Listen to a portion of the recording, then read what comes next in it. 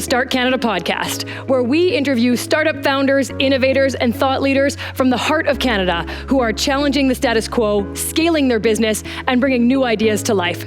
Tune in with me, your host, Margaux Miller, to hear firsthand exactly how they did it. Start Canada podcast is powered by the Manitoba Technology Accelerator, Tech Manitoba, and Scotiabank. In this episode of Start Canada podcast, we speak with Darcy Ataman, the founder and CEO of Make Music Matter. They're an organization using a unique form of music therapy to help survivors of conflict and trauma. And I was curious to chat with Darcy about his background as a music producer and how it brought him here now, and really about what it's like to start a not-for-profit or a charity in the heart of Canada, and especially one that works internationally. So we get into that in this episode. And if you aren't already intrigued, I'll tell you that this innovative program, which is called Healing in Harmony, was created and scaled in partnership with a Nobel Laureate, who we're going to talk a little bit about today. And now this organization operates in 8 countries around the world. Darcy himself has a very impressive background working internationally as a music and video producer, resulting in several Juno nominations. You might, for example, be familiar with his CD single Song for Africa, and all the while at the same time delivering outstanding humanitarian work, so much that he was just awarded the Meritorious Service Cross by the Governor General of Canada.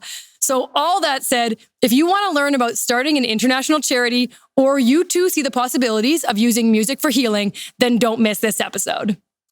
And without further ado, here today, Darcy, welcome to Start Canada podcast. Hi, thanks for having me. You bet. We were excited to have you. And I want you to just start by telling us a bit about the journey of Make Music Matter. How did it start to kind of, what is it today?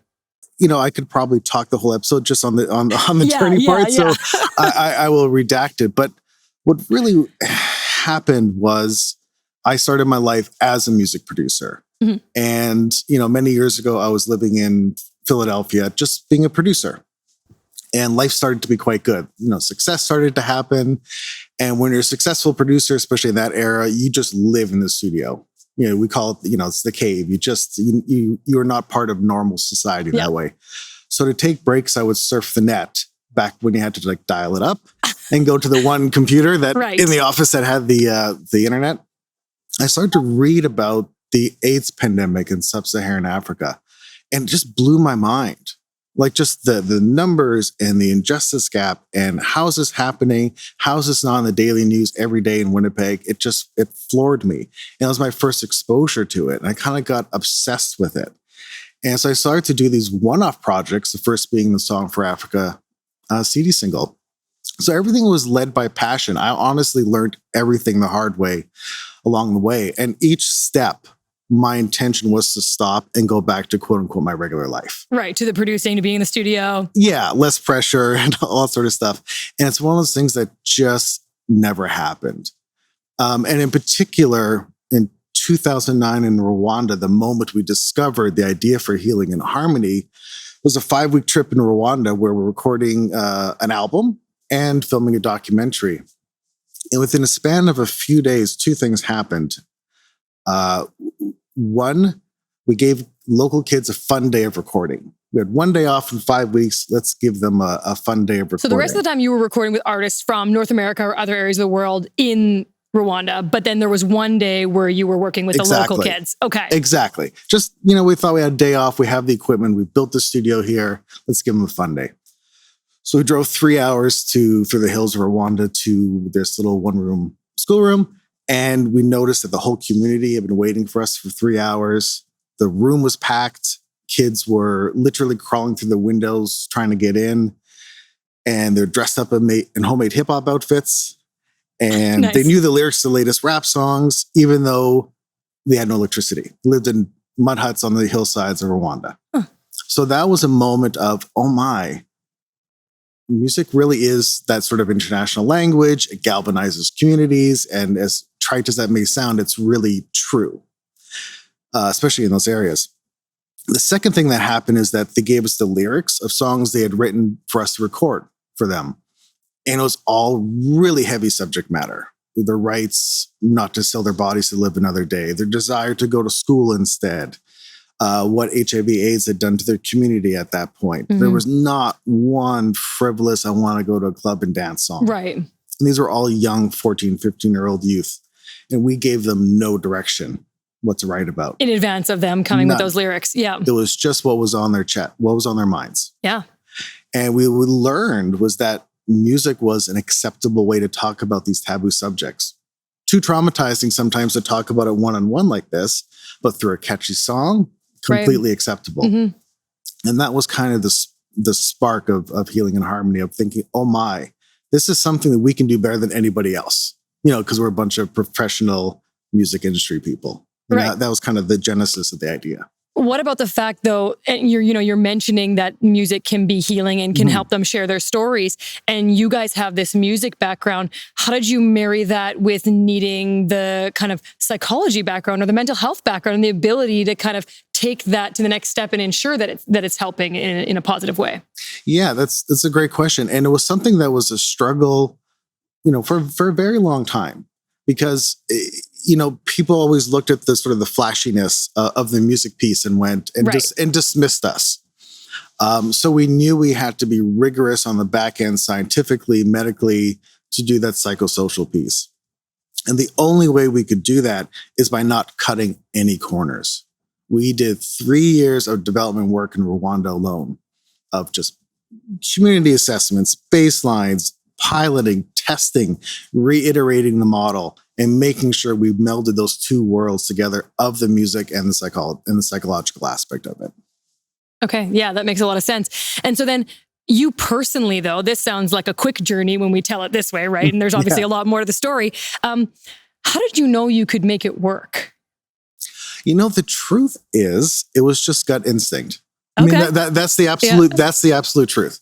But that doesn't mean we didn't do all the steps to prove that gut instinct, because we did, and we continue to do so. But each step was just, frankly, a bit of a leap of faith, knowing I know this is the right thing to do. And then we'd have to do that back end work each time to prove it. Did you have some major people that helped you along the way? Or especially at the beginning when you were kind of developing this idea? Well, it's a really interesting journey. And in particular, I think it's good for any entrepreneur. What I also learned the hard way is that when you're trying to get an idea off the ground, when you're sort of pushing that boulder up the hill, you're kind of left alone. Nobody wants your job because you don't have a job. Your job is taking risk and putting your own money into things, and you don't know if it's going to work out. No one really, cares. It's not until you have some success that all of a sudden, everybody comes out to help. So there was great difficulty in those first years. I mean, to a very large extent, even to the extent of when we got major funding to open our flagship studio at Panzi Hospital in the Congo. When I went to the first meetings in London, England, the head of that organization at the time wouldn't look me in the eye. The guy who funded you? Funded me. Refused to shake my hand, and eventually said to me, "Hey, the committee approved you. I didn't want to. I think this is a joke and hokey, because again, serious humanitarian context, and you're bringing music." Right. But, he got outvoted. We since did that work, did real 2.5 years of a research study that proved, medically this thing works like magic. To his credit, he has since came back and apologized to me, because we're their most successful program ever. Which always makes him look good at the end of the day. Yeah. And that's nice that he eventually came back around. But how do you, at the time when you're facing that kind of criticism, right? You're working really, really hard. You're going into dangerous areas, and you can see the positive effects. But when you've got really strong critics, what do you say to yourself, or what do you need to do to kind of overcome that? Like, what's the mental health piece of that for you? Yeah, it's I've been able to start to look back a little bit now that we have sort of breakout success. And, that was a rough 10 years, I can't lie. And what ends up happening, I think in any entrepreneur, if they're good, or anybody with a passion, the further you get along, the more focused and myopic your view gets. You know what I mean? So it got to the point where my life was so laser focused on just this one thing. and I spent years only taking Christmas Day off, that you almost didn't even see the other parts of it, to a certain extent. And that, that helps a little bit. Do you miss just being a full-time producer? And I say just because you're still working really hard then, but I mean, do you miss only having the one piece? And I'm sorry to finish answering the previous question. Yeah. Where you get your strength from, and it sounds dramatic, but it's absolutely true, is the more time you spend what we call in the field in these areas, it gives you the strength that you need. Yes, it's very hard. It's very dangerous. I have lost friends. I have myself had many close calls, but it's always nothing in comparison to what the people that live there go through daily. Mm-hmm. Always, each one of our 5,000 plus participants that have gone through the program have a story that would blow your mind. Yeah. And if they have the strength and resiliency to get up and to try one more day, how dare I not? And that's what it really came down to. Like, the more you do it, it's almost like their strength rubs off on you a little bit. Yeah, when you were pushing through those tough years that you described of like people criticizing whether it was working or not, and you knowing you were working so hard, that kind of kept you coming back every day. And I think that's a really good anecdote. Yeah, I really hold on to those stories personally. I still do. And now today, your humanitarian work has been honored. We mentioned this when we recapped our episode at the beginning here, and you have a meritorious cross for service. And this is from the Governor General of Canada. What did that mean at that point? Was that some kind of validation, like that the work you were doing, or had there been maybe awarded opportunities or moments along the way before that one that maybe felt like I'm on the right track? Yeah, it's.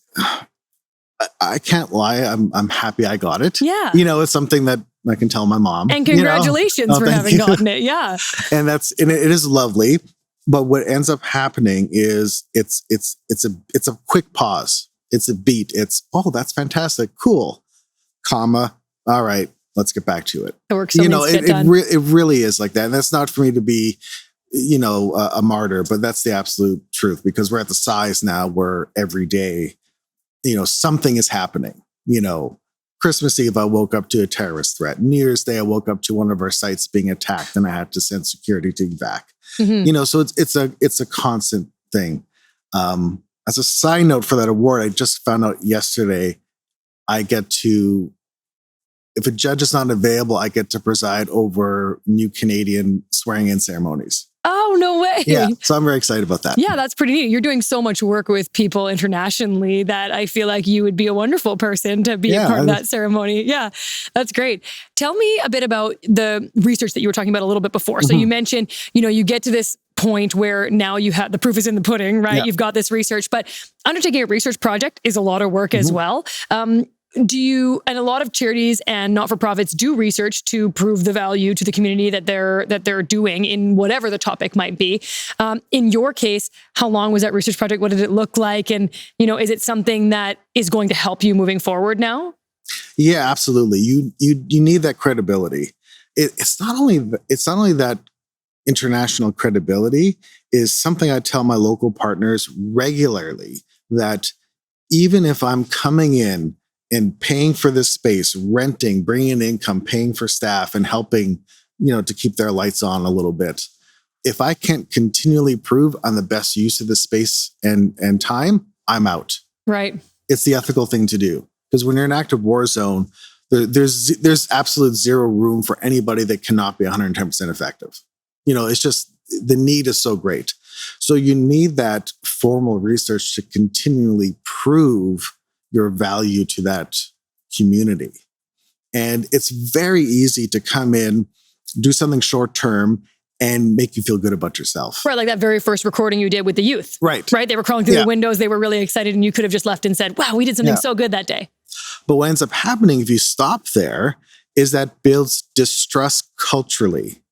Because all these types of communities, especially in Africa, they're used to getting the short end of the stick. They're used to being exploited, especially in nature of an area like the Congo, where we work a lot in. It goes back hundreds of years to King Leopold, who enslaved millions of people, that sparked the rubber industry, that sparked the automotive industry. So culturally, they're used to being exploited. and they're reticent of outsiders, understandably. So if you come in short term, all you're doing is sort of emphasizing that. So you have to be able to prove yourself on the back end and demonstrate you can do something that's going to create a sustainable change. And that's that's where the research comes in. And that was a 2.5-year project, at least about $200,000. I haven't checked the final tally. Research is so much more than I think people realize if they haven't undertaken it. Yeah. And, what that demonstrated is that we score every participant going in and out of the program. So we track their PTSD, anxiety, and depression going in and going out. Mm-hmm. And not only that, we prove that this works to reduce that trauma in an extremely significant way. We've been able to prove that that reduction in trauma sticks up to 6 months of them leaving the program, despite them living in an active conflict zone. Right. Which is very, that's a huge piece. So, and it's also a final missing piece for a lot of these communities. So you can have other charities and NGOs come in and help with skills training, and you're teaching women to sew or giving them microfinancing opportunities, or even just physically the surgeries that people will need from the atrocities. But if they're so traumatized, you can't properly take advantage of it. Mm-hmm. If you're so traumatized, how well are you going to do in school? Are you going to bother going to school? Right. Right. So it's a very important piece, that research piece, and in particular what we do there. Which makes me wonder at the very beginning, I'm taking you back again here, but you have this research, and so that's going to be really strong for you guys to, validate and to get continual funding and to be able to stay in these different areas and probably even expand, right? Mm-hmm. But at the very beginning, when you have this idea, so you go from, really cool experience to saying, we want to actually put something in place that's going to be a long-term program where you've got physical people in place in that area of conflict or post-conflict. And because I understand it, the way you describe it, you've got, psychologists there, you've got people from the music side there, you've got the whole program is set up physically in place there because we're not doing virtual these days, even in those areas. Yeah. And so this to me sounds like a very early big price tag. How did you overcome that? How did you get that first piece of funding? Oh, well, all of it is continually a large price tag, quite frankly. Sure. And I'll be completely, blunt about it. There was no magic pill, no whatever. In the beginning, I bootstrapped everything. Mm-hmm. I literally gave everything away. I didn't make any money for years upon years. It's not a woe's me, but just to be truthful, as you do this work, even as we began to get successful, and I'd be in audiences with the Secretary General of the UN and all this crazy, incredible stuff, I would have these meetings and then think, oh shoot, how am I going to eat today? And, it was just years of that. You just had to keep, pushing forward that way. And I think, and it's not a woe is me. I think it's really interesting because our audience for this show, right, are people who want to start businesses or have done so and who are learning through these conversations that we're having. And so when you think about starting a not-for-profit or starting a charity, I think there are some really strong realities to think about, right? Even though there's funding in place, a lot of the funding has to go directly to programming and things like that, right? And so when you get into it, this. And so I think it's important that we share that, right? That there's years and years of work sometimes, and in your case, it was the case, to really get to a point where you can pay yourself and you can have staff that and people are comfortable. And I think that that's really interesting. And so I want to take it a little bit to the topic of actually starting a charity then. Sure. So you've got, we've got these things in place now, and you can relatively easily register a not-for-profit, kind of like registering a business, but there are certain parameters that you have to fulfill, right, to maintain that. So explain a little bit just the general process of what it's like to actually say, I've started a not-for-profit. Yeah, and I am the founder, but didn't come from that side. Again, I want to be clear. I came from the side of, I was a professional music producer. I had this idea. I had a passion for it. I learned each step along the way, most of the time the hard way. Almost every time the hard way. So, the first thing you have to do is put together a board. And what you learn is you have to put together a board that are not a bunch of people that are going to agree with you all the time. Because my saying is, it's my job to light fires. It's the board's job to make sure I don't burn the house down. So you need that tension there. But you do need people you can trust. And then build it up to the framework of the basics, get a good accountant that knows charity law and an NGO and a good lawyer to build, again, the sort of the corporate framework and how things are going to go and your governance and your bylaws. We did all that, again, the hard way when it was like, oh, shoot, we should have done that step 1 year ago. Right. But you did it eventually when people were asking for it. Yes, exactly. It's the truth. I mean, now we're quite sophisticated with all that, but so I urge people to, if they're going to start it, find a great accountant that will build that infrastructure from day one, so you don't have to clean up anything from the past. Find a great lawyer that you trust as well. Find someone who knows charity compliance and governance. Build your policies. Just do those things. You'll save years of headaches that I have to go through. See, that is interesting though, because I think, I wonder if you did it again, would you actually do all those things that you're preaching? Because it's I think we all say that, and then that is, you probably got me there. But it would be very helpful, and there were headaches. Yeah. Give me an example. You said learning the hard way a bunch of times. Can you think of an example? I think I can give you an example that goes back to the beginning of the idea. That was a learning curve. So again, I didn't come directly from the humanitarian sector. And it took me years to even understand, any industry has its lexicon. And that took a long time, quite frankly. There's a lot of acronyms in every industry, not-for-profits and charities are the same. That took me a long time as well, I admit. But what you learn, and what I learned the hard way, is, you can't save everybody. And it's tragic. It really, truly is. Because, I'm leaving again to the Congo shortly, and I'm at least tripped 30 something. I've lost count at this point. So, I mean, this stuff is in your blood and bones at this point. But again, the truth is you have to quantify who you can save. Mm-hmm. And I wish people to learn that sooner than later. Because again, I learned those things the hard way. So two very quick, examples, not to get too descriptive, but in the Congo years ago, we went for a little field visit deep in the forest one day, very deep into rebel territory.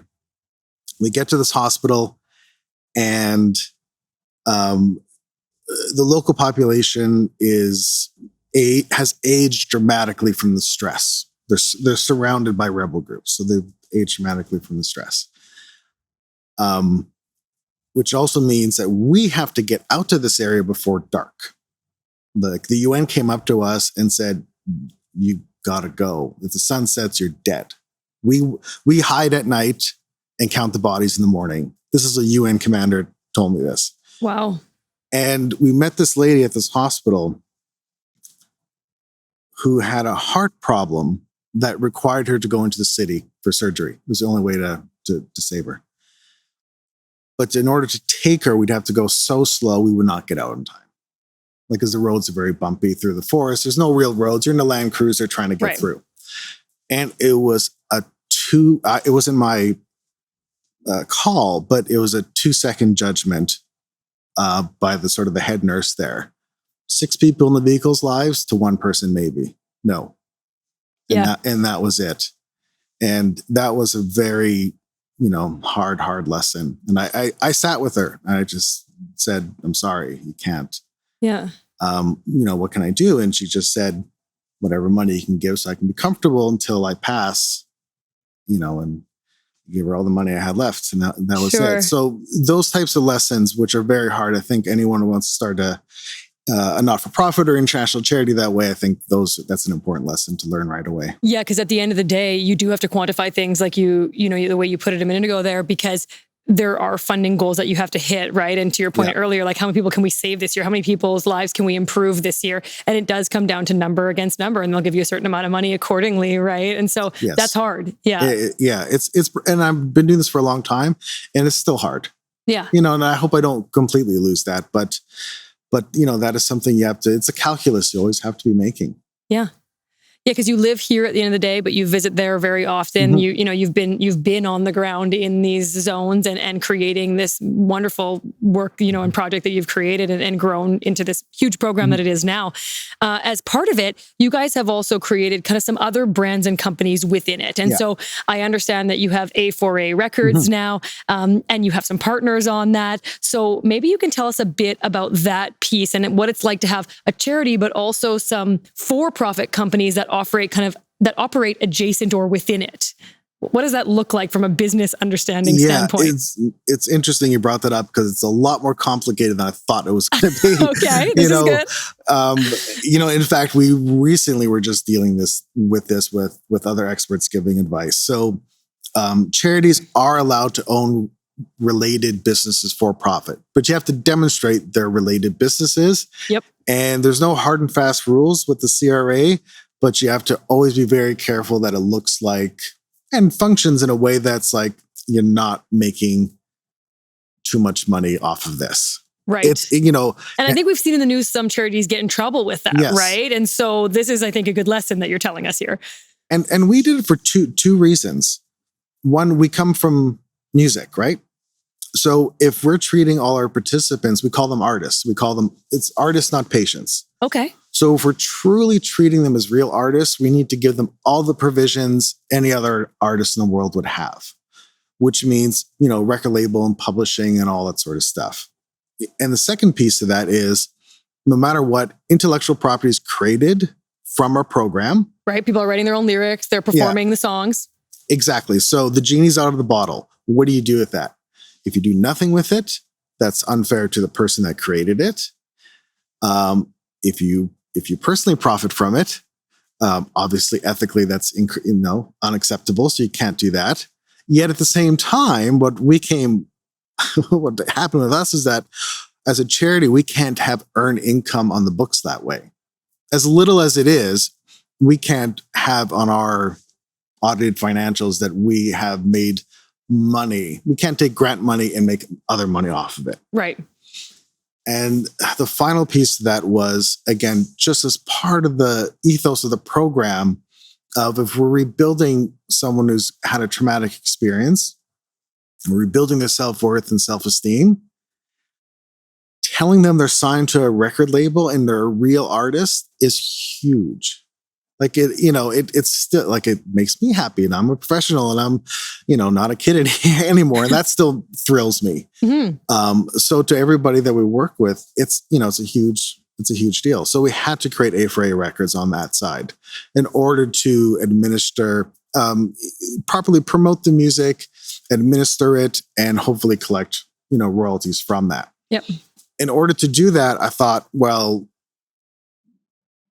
we can't just put it out on SoundCloud or something like that. We need to give them a platform.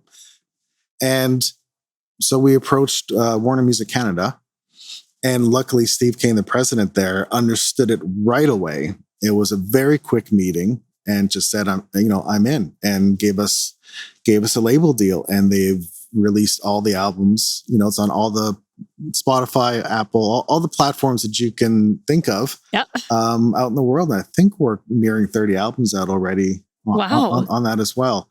And it does a lot. Like I've been in Congo or in other places in the world where I've gone to the women who have suffered things that are just utterly unimaginable that I won't mention. Mm-hmm. And when you suffer trauma like that, you feel like, first of all, you're the only person in the world's gone through it, even though intellectually they know it's not true. Right. It's very isolating. You feel it takes all your power away. You live in a war zone. You've been sexually violated to an extreme that you're in a hospital. All your power is taken away. Yeah. But I can go up to them and say, no, that's not true. Look, you're an artist. That's important in society. Look, your song, your story is on Spotify. People are listening to it all over the world. All over, yeah. It blows their minds. It really does. It makes them feel like, oh my God, people are hearing me. Every human wants to be heard and seen. Right. And it breaks those walls, and it does wonders for, again, rebuilding somebody back up that way. Yeah, this is the piece of the work that you're doing that is so positive and that is so fun to hear you talk about. You can even feel kind of the energy, right? When you talk about that positive piece. And I think you mentioned in a separate conversation too about how it even sometimes gets on the radio in those countries and how that can make a difference. So that's part of it too. That's the sharing their story. Yeah. And my favorite story of that, because I was there for that, there's a particular song called The Criminal Father, which basically calls out men in society who either conduct the rapes, allows them to go on. Maybe it's a husband that has kicked his wife out for being raped, no fault of her own, of course, or the community that have shunned their post. So it's a song that goes on the offensive and calls all the men out. So when that song had been played on the sort of the morning radio, the military would call in and complain and say, stop playing that song. We're the good guys, quote unquote. We're not doing that. And it's a complete lie. And I just love the idea of redefining power, because somebody with the guns and bullets is scared with somebody with the songs. Right. That's immensely powerful. And that sort of translates into the program, all around the world. Yeah. Yeah. And I have to imagine that's quite empowering. Oh, it's incredible. Yeah. I know you were talking a little bit about the model and how you have a foray in order to give some, revenue back to the people who are writing and creating this art. And so in your case, it's quite complicated even on top of that, though, because many of the people that you're dealing with are living in extreme poverty. So in that case, they may not, correct me if I'm wrong, but may not have addresses or may not have, identification to be able to do that. So what did you figure out there? Yeah, that was also about 2 years, a year and a half at least of work, because it's hard to own intellectual property if you don't have the same things that our Western culture recognizes, like a bank account, a physical address that's not 2 huts down the hill to the left kind of thing, or a social insurance number. You technically are stateless. You're so poor, you're stateless. And what I learned also the hard way is that I thought that'd be a simple concept for people to understand. So when I would, at first, Warner had been nothing but fantastic, but, going to Warner or to SOCAN, who administers the publishing rights for airplane radio, going to them explaining, it took so long for people to wrap their heads around, what do you mean they don't have an address? Like, what do you, no, you live in a slum. Like you technically don't exist as a human being. And what a lot of people don't realize is the scale of that. It's not just a few people. It's, it's millions upon millions upon millions of people are like this. So we had to create whole new systems. And in some cases with SOCAN, a new bylaw, for these artists to own their rights to the music and get the royalties. And it's taken a long time, but in December, actually, we started administering back royalties. It's not a lot, but we're giving remittances back to people. I mean, that's pretty exciting though, because it sounds like quite a complicated process to be able to do that. So for you, certainly the finance professionals and the lawyers along the way, I'm sure have been a big part of helping you, like you mentioned, like you alluded to before, setting things up early. Yes. I'm sure they've helped along the way. Now, at this point, you have gone through so much. You've explained a lot of things to us that were hard along the way. But is there a defining moment of figuring it out, or is there one of the pieces of this puzzle that you look back on and think, after that, everything got easier? Well, beyond some major funding breakthroughs, there was. Well, I think 2 major moments. And unfortunately, like most things in life, it's never just a simple aha moment where you, like, everything is, here's a new chapter, everything is fine now. Everything is a gradient, everything is progress, incrementally. But, the program started to have success. And then our beloved partner, Dr. Mukwege, in 2018 won the Nobel Peace Prize. That helped tremendously, to say the least, to get recognized at that. It just does not get any bigger. Right. At that level was fantastic. And, case in point, his book comes out this year and it's an Oprah pick. So it's going to do quite well. Are you guys mentioned in the book? Do you know? I don't know yet. I haven't seen it. Oh, interesting. So okay, we'll have to keep an eye out. I am on the book tour, but that's later. Yeah. That was a major, for sure, a major piece of it.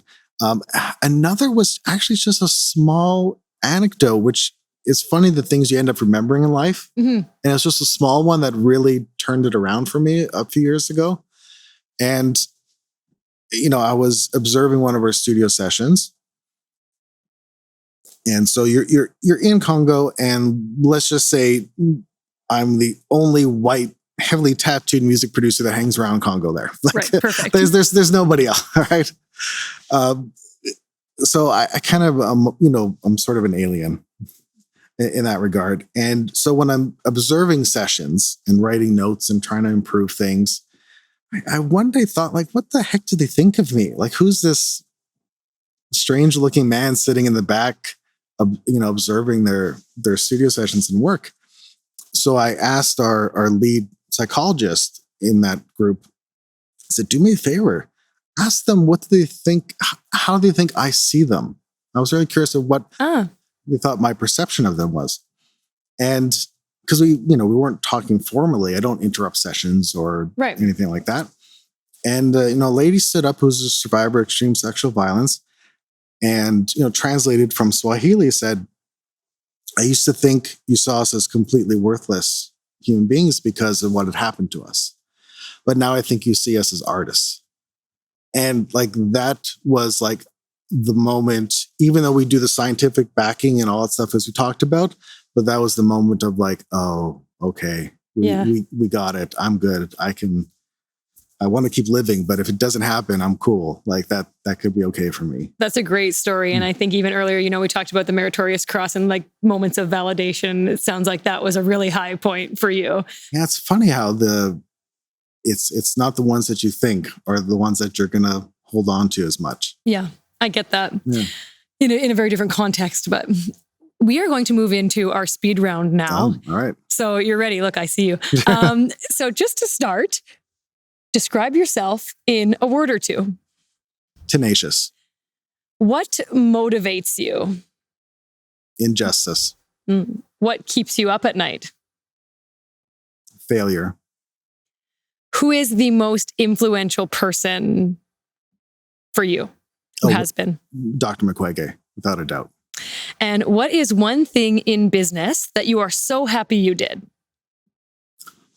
Wow. You know what? It goes back, I didn't answer this, fully partnerships. Okay. Yeah. We'll talk about those in a minute. What's most important for your mental health? That's a fantastic question. Well, you know what? Music. Okay. What's one thing you were wrong about?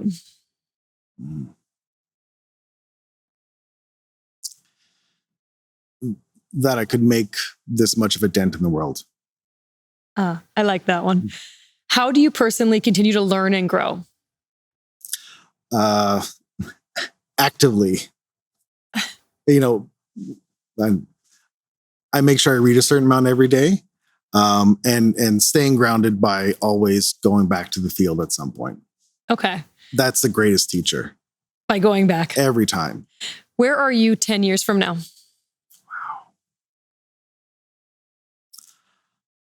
Wow. I know it's a speed round question, but I know that's a tough one. That's fair. Same position, but hopefully scaled a lot larger. Mm-hmm, mm-hmm. What does leadership mean to you? It's pushing from the bottom. That was our speed round. You can relax. Okay. Yeah. You had some good answers in there. Did some surprise you? Actually, some did. Yeah. Legit. Yeah. Yeah. Oh, that's good. That's part of the fun, And we're going to talk about some of those people that kind of influenced you along the way in just a minute. But you mentioned every day continuing to read to be able to learn and grow. Are there specific things that you're reading that you can share with us? Are they to do more with the program itself and like how to help it? Or do you just read everything and anything? It's pretty much anything and everything. Yeah. No, I like to, I'm a voracious reader that way. And do you have a book that's moved you in the last little while that you'd recommend for our listeners? Well, I did recently finish Barack Obama's memoir. It was fantastic. I really enjoyed that. The most influential book I've ever read in my life was at 15 years old. Okay. was the biography of Joseph Campbell. Okay. Who was a mythologist. He took archetypes out of mythologies and religions. And the way he just laid out the world and the universe on how we're hardwired for certain themes and how humanity works that way was groundbreaking for me.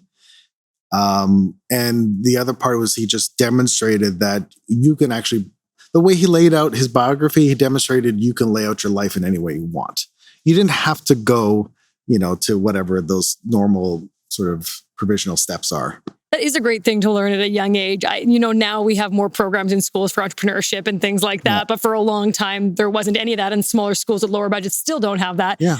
So there's the narrative of, go to college or university or get a blue collar job, right? But now there's a big in between. There's a lot of things that we can do that aren't that traditional path. So that sounds like a great thing to have realized at a sooner date. And it's fun to have more disruptors in the world. Yeah. Well, speaking of disruptors, let's talk about Dr. Say Mukwege. It for me. Mukwege, Dr. Thank Mukwege. He's a Nobel Laureate. Yeah. You work with him. That's pretty cool.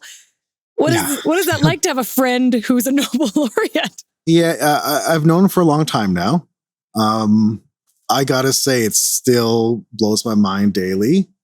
I think another lesson for entrepreneurs is to never get too jaded.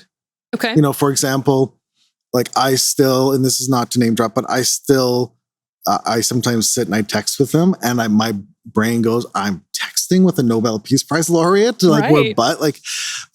Or if I go to a friend's show who might be a huge stadium band, and I'm backstage with them, we're talking like friends, the house lights go off, they go on, I turn into a little kid immediately, and I'm the fan. Right. So I think it's important not to lose, those things. But I'm sorry about Dr. Mukwege.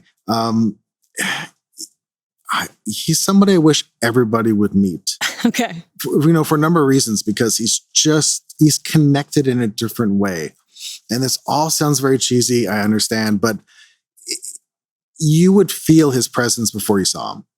Interesting. Like I can tell when he's on hospital grounds and when he's not. Like, it's unbelievable. The energy passes through the whole space. Yeah. It's unbelievable. It's like he sees through time. Do you think he knows that he has that impact on others? He does. Okay. Yeah. He's still human, and he definitely knows. It's sincere. But he definitely knows. But what he's taught me is that there's truly selfless people out there. I mean, here's a man who has survived multiple assassination attempts. The last time I saw him in October, we talked about his latest round of very serious death threats. When he's not traveling internationally, he lives in the hospital under guard. He needs 9 armed guards just to go to the washroom. Yeah. And that's his daily existence. Mm-hmm. He's threatened all the time and continues to work. He could be anywhere in the world, being a surgeon, a professor, anywhere, and have a cushy, very good life. And it's not him. Right. He literally gives every penny away that he gets from his prizes and right back to the women.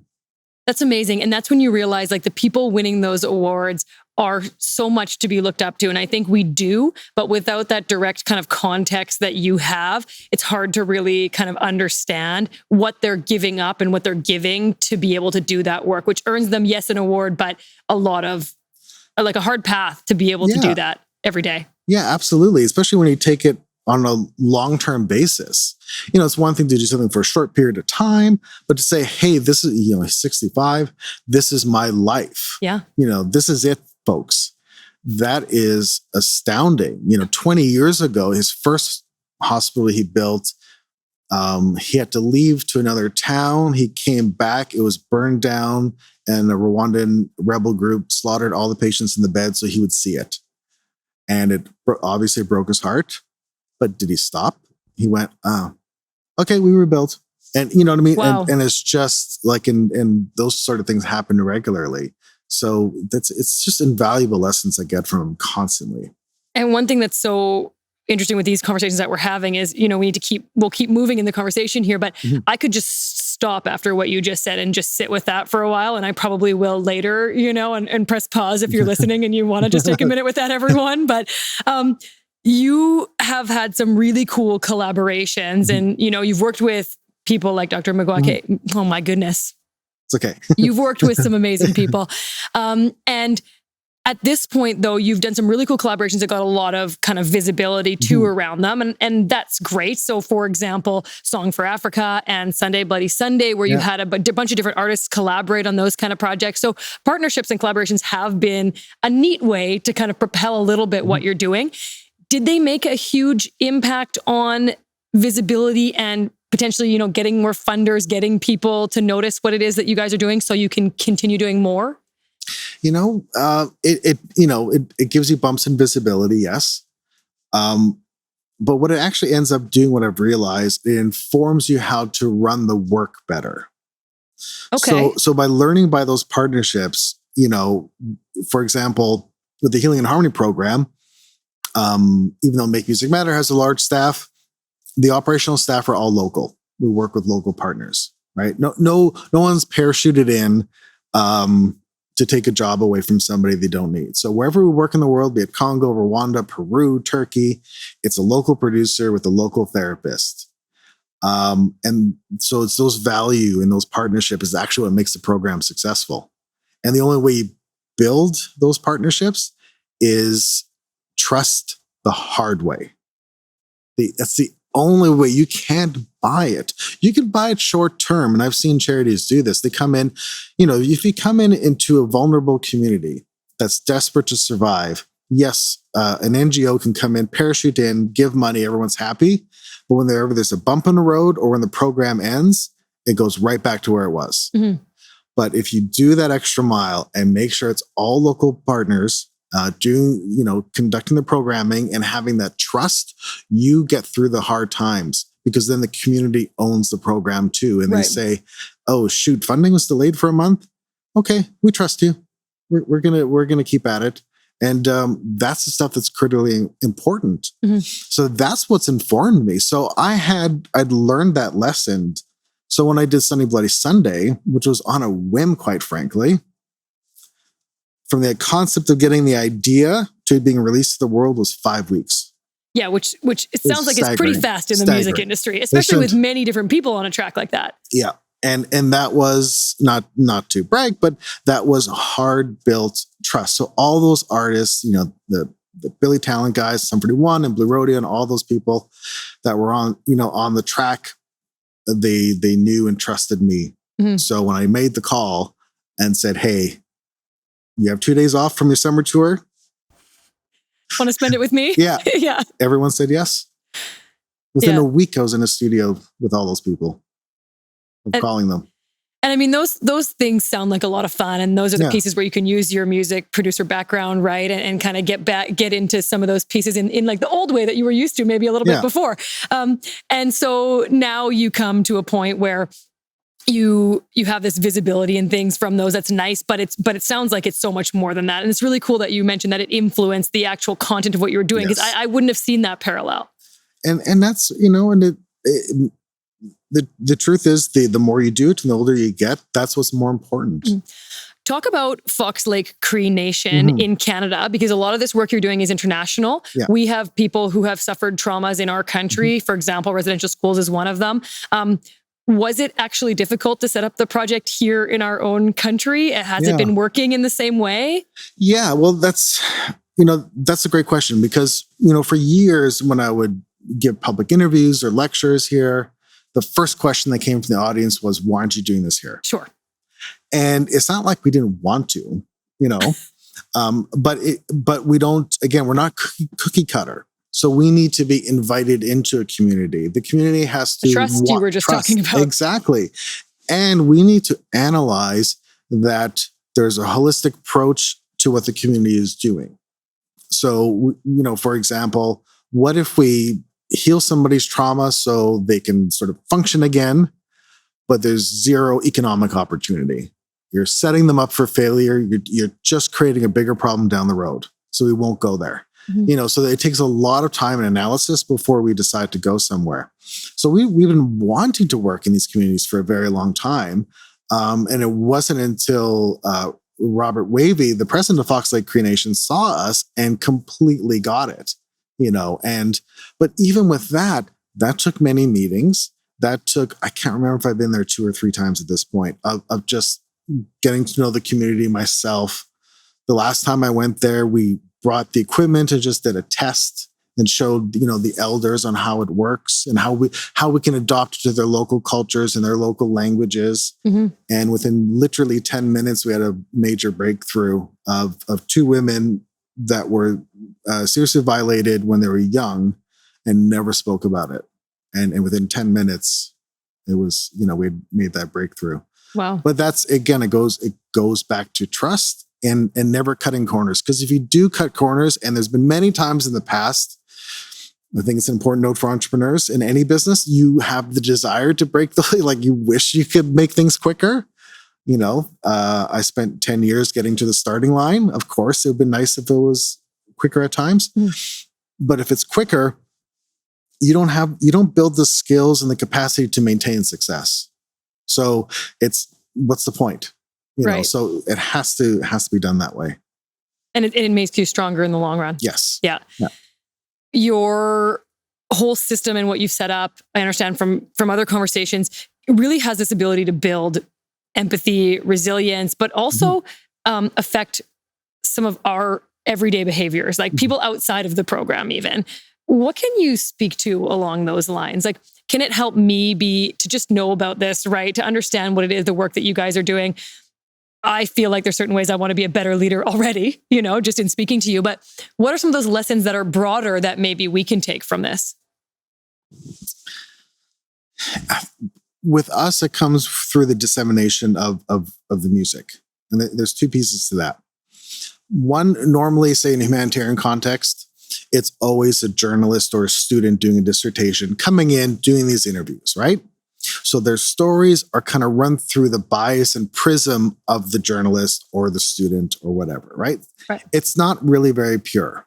It's more about the journalist writing about it. It's more, frankly, about the student doing his or her dissertation than it is about the person, right? There's a disconnect there.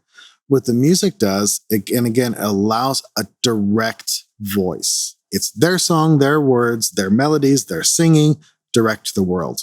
So you're kind of getting it unfiltered, unfettered, which is one, a lot more powerful. Second, I hope it starts to lift the veil that we seem to have still, which has long been lifted in that context. So when I first started this years ago, there was still a separation. You'd come home, and there was a separation. But with technology and, with tech, as you know more about tech than I do, Sure. Everyone has a pay-as-you-go cell phone. The penetration rate for cell phone in Africa is the highest in the world. Right. So you can be in an active conflict zone where the bombs are dropping, but you have a cell phone because that's your bank, it's your everything. Because of that, the people in these contexts understand their place in the world equation much better. You can't really fool them anymore. So en masse, people understand that, hold on a second, I'm working in a mine where I'm getting literally raped, and my kids are enslaved in this mine. So the minerals can go out and end up in our iPhones. And you live like this. This is not like they understand this en masse to hundreds of millions of people now. And that is that is already causing a huge problem in the world. So I really hope, empathy can be a hokey word, but I really hope that music builds, empathy into some action, because it's already happening over there. Mm-hmm. That's a wonderful message. And I think it's also, if you're listening and you're thinking, I've been thinking about starting a not-for-profit or an international, humanitarian project or charity, there's room for it. And there sounds like there's going to be even more room in unique ways that can leverage the technology skills that maybe you and I do have, as this continues to evolve and as people continue to be able to see all that information that you're referring to there. Darcy, I feel like we could get deeper into this topic for quite some time, but that is our show for today. Oh my. I know. So, Darcy, if people want to learn more about this amazing work that your organization is doing, Make Music Matter, where do they find you or learn more about this? Yeah, please just simply go to makemusicmatter.org. You can find out all the information where we're working, what's coming up in our programming, where we're expanding to, and there's links to all the music out there. Awesome. Thank you so much. Thank you. And we'll put some of that in the show notes too. So if people want to understand a little bit more about this topic, it's quite a unique one, what you've created here. We'll put all that in our notes. Thank you. Thanks, Darcy. If you're looking to start or grow your big idea, catch more episodes like this one right here. Be sure to comment below, follow us on social, and don't forget to subscribe to the show. Just click the subscribe button here below. And every 2 weeks, we release a new episode with inspiring conversations and tips just for you. Thanks for watching.